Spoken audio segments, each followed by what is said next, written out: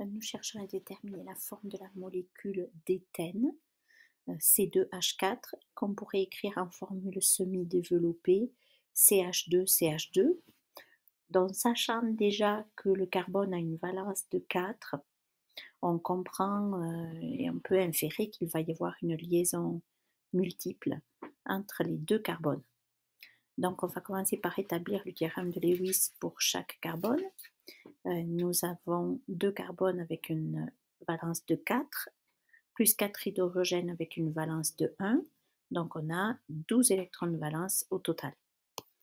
On commence par répartir ces électrons entre chacun des atomes. On en met 2 à chaque fois.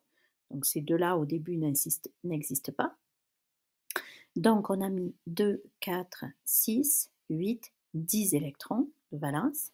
Et comme je l'ai dit, il en reste 2 à mettre. Et le meilleur endroit, donc, pour que le carbone puisse satisfaire la règle de l'octet, c'est d'aller mettre les 2 électrons restants comme un doublet liant entre les 2 carbones.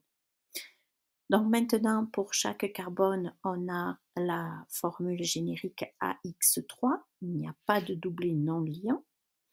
Et chaque carbone est bien lié à 3 autres atomes, les 2 hydrogènes ici et l'autre carbone. Donc la géométrie est trigonale planaire. Et encore une fois, puisqu'il n'y a pas de doublé non liant, donc géométrie et forme de la molécule sont identiques. Si on dessine dans le plan que constitue la double liaison ici, eh bien, c'est comme si on avait un hydrogène ici attaché à chaque carbone en avant de ce plan-là et les 2 hydrogènes là-bas à l'arrière.